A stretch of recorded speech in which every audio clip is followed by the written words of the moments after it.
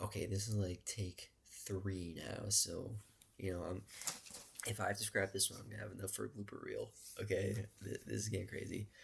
But now this one is a little different from last week. Last week was a little bit of an outlier. We were given a situation, right? My main man Kev, uh, supposedly committed burglary, which he didn't, and I shouldn't be calling him my main man because he tried to ice some dude over $100. So he's not my main man, but he it was questioned if he was guilty of burglary. He wasn't.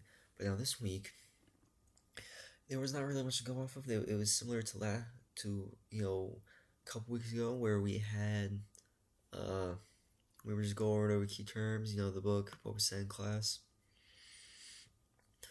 And I really have to say that when I started studying law stuff, taking these law classes, I thought it would be very simple. I thought it would be like, it's law. Everything's written down. Everything's right there. And even, I know for common law systems, so technically not everything's written down.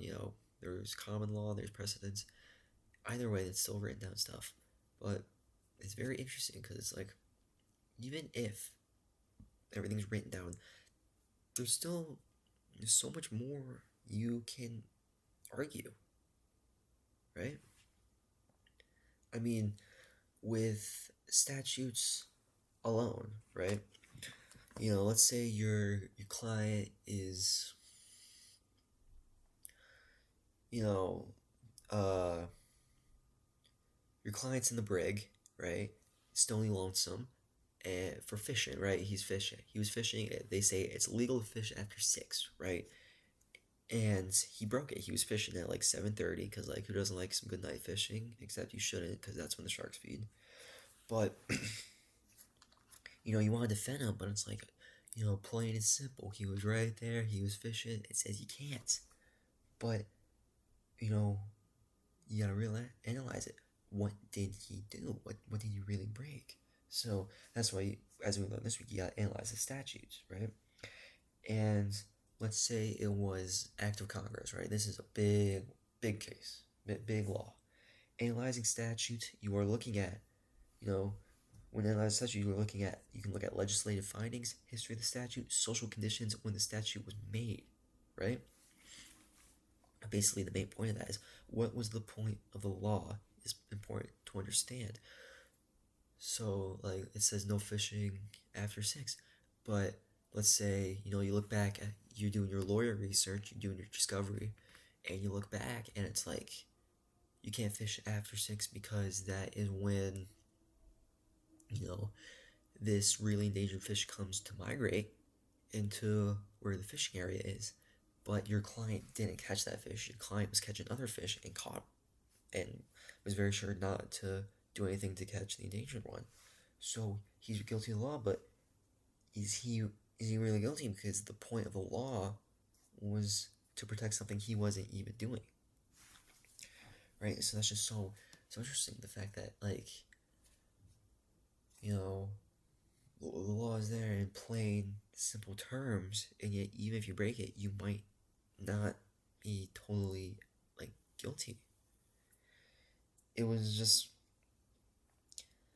it was just very interesting. Another thing we did was we went over components of a case, right? And basically, what I took away from this is you do not want to go to the appellate level, right? Because I didn't know this about appellate courts before, but no new information is added, right? No new information is there, right? At appellate level, facts are already determined. So if you lose at the trial level, you go to the appellate level, and you're at the whim. From what I see, I could be wrong. You're at the whims of whoever's deciding, because it's like facts are already there. There's nothing you can really do. You're basically just going to this court to say they're wrong, but it's up to them to determine why, because facts are already determined. It's just it's so interesting. And the other thing we talked about was rule of law, which I learned from my common law class last semester, which is basically, the rule that the case establishes, which is kind of like it's like the precedent it makes, right? Let's say, let's go back to our fishing case.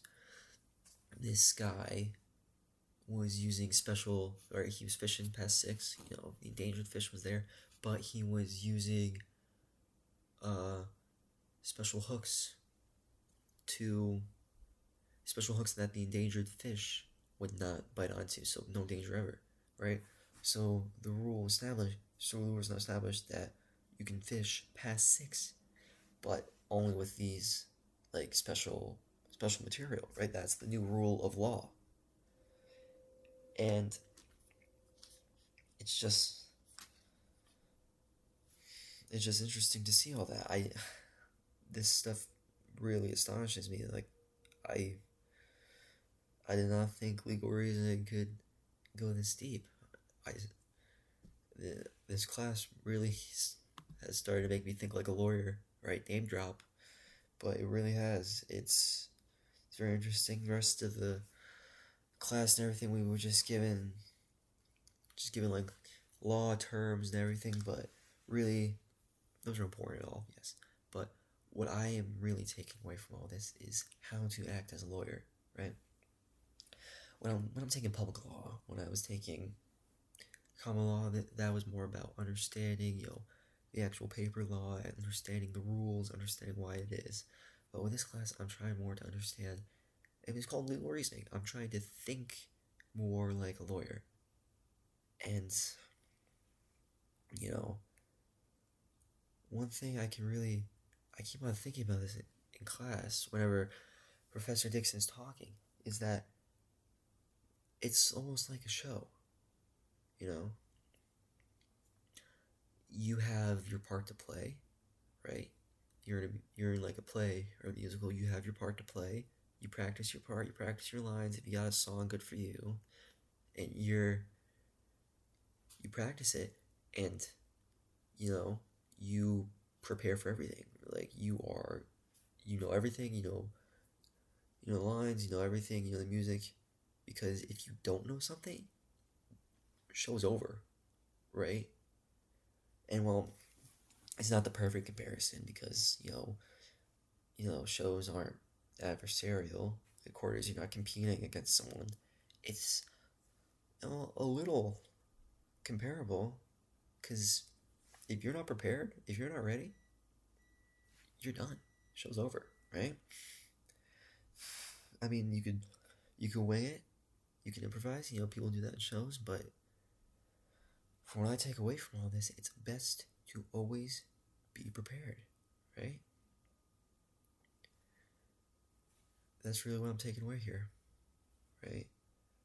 I learned about the components of a case, but I really am taking more away from thinking like a lawyer, and, how that was the second book I had to buy. So cool. Well, till next time, we hit our sub goal 10. We're now at 11, which is crazy. Come on, team. Let's ramp it up. I want at least 12. At least 12.